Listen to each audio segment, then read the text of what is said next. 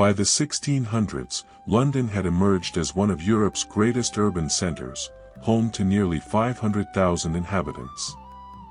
This sprawling hub of commerce thrived on Thames River trade and the endless pulse of movement along its waterfront. Throughout this exploration, I employ contemporary artificial intelligence technology to animate historical artworks, enabling us to explore these frozen moments from new vantage points, rotating our view and navigating through scenes in ways the original creators could never have imagined. Let me begin with what history remembers as Old London Bridge. During the 1600s, this ancient crossing served purposes that extended far beyond simply connecting two banks. Picture instead a vertical neighborhood built atop the Thames itself, a densely constructed avenue floating above the current, joining the city of London with Southwark. The bridge carried such extensive construction, homes, merchant stalls, storage facilities, religious buildings, and fortified gates, that observers from afar might mistake it for an unbroken urban district stretching impossibly across the water. Beneath this elevated community, a series of tight stone archways stood upon enormous stone piers. This architectural choice severely restricted the Thames's tidal movement, generating treacherous currents that turned simple river passage into genuine peril. Boat captains attempting to navigate these archways confronted violent water surges, and mishaps occurred with alarming frequency. The structures overhead climbed multiple floors skyward, many extending out beyond their foundations to hang above the roadway. Families occupied these upper levels while beneath them, an endless stream of wagons, mounted travelers, and foot traffic created perpetual commotion. Flames posed an ever-present threat. Crowding proved inescapable. Despite these hardships, generations of Londoners made this bridge their home and workplace. To traverse Old London Bridge meant journeying through more than a commercial corridor, it meant passing beneath stark displays of power and governance. Meanwhile, the Thames below operated as London's principal transportation route. Cargo vessels, ferry boats, trading ships, and smaller watercraft jammed the river, hauling wheat, lumber, coal, textiles, and foreign merchandise. This waterway linked London inward to England's heartland, outward to continental Europe, and beyond to Atlantic trading networks, positioning the bridge where everyday existence met international commerce. During exceptionally harsh winters, the constrained water movement beneath the bridge's archways sometimes contributed to complete river freezing. These unusual episodes briefly reimagined the Thames as people ventured onto the ice below the bridge. A dramatic reversal from the danger these waters typically represented. This particular view captures the bridge's northern approach, accessed through the district adjacent to St. Magnus the Martyr's Church, visible on the left side. By the middle of the 18th century, structural decay had advanced so severely that authorities chose to clear and redesign the crossing.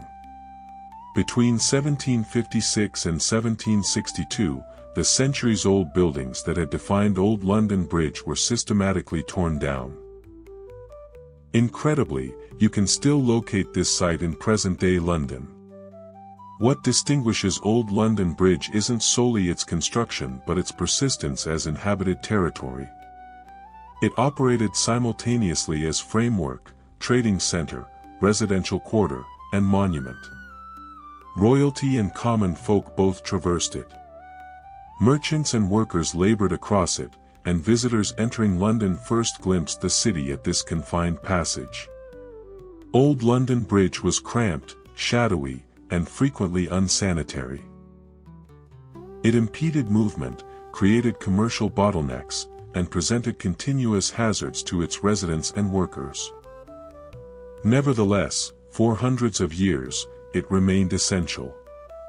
Until the 1700s, this stood as central London's sole permanent Thames crossing, making it unavoidable for anyone traveling between the city's northern and southern districts.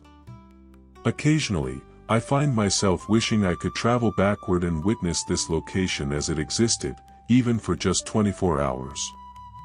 For the present, this AI-generated recreation represents the nearest I can approach that aspiration. Here we see Buckingham House during the late 1600s and early 1700s, long before its transformation into Buckingham Palace. Initially constructed as a private residence on London's western fringe, it occupied a position removed from the city's congested heart, encircled by undeveloped terrain and cultivated grounds. During this period, this location marked where urban London ended and rural countryside began. A testament to how even amid expanding density, the city's boundaries remained distinctly perceptible. In September 1666, London experienced one of history's most catastrophic urban fires. A minor ignition rapidly transformed into widespread devastation through a city constructed primarily from wood, where tight alleyways and packed structures converted the blaze into an unstoppable phenomenon. The initial image captures Ludgate engulfed in flames, with Old St. Paul's Cathedral visible beyond, its square bell tower already endangered. Shortly afterward, even this imposing structure would fall to the inferno. The second perspective looks across the Thames near Tower Wharf on the evening of September 4. London appears as an unbroken barrier of flame. To the left appears London Bridge, while rightward, the Tower of London barely avoids annihilation. Old St. Paul's burns at the skyline's heart. Within mere days, much of medieval London dissolved into cinders. Yet this catastrophe created a pivotal moment, eliminating centuries of compressed development and compelling the city to reconstruct, reimagine, and start anew. Towering above the riverside, the Tower of London throughout the 1600s represented the nucleus of monarchical authority.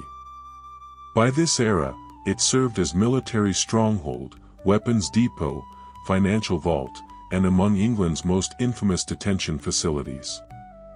Prominent prisoners facing treason charges were confined within these walls.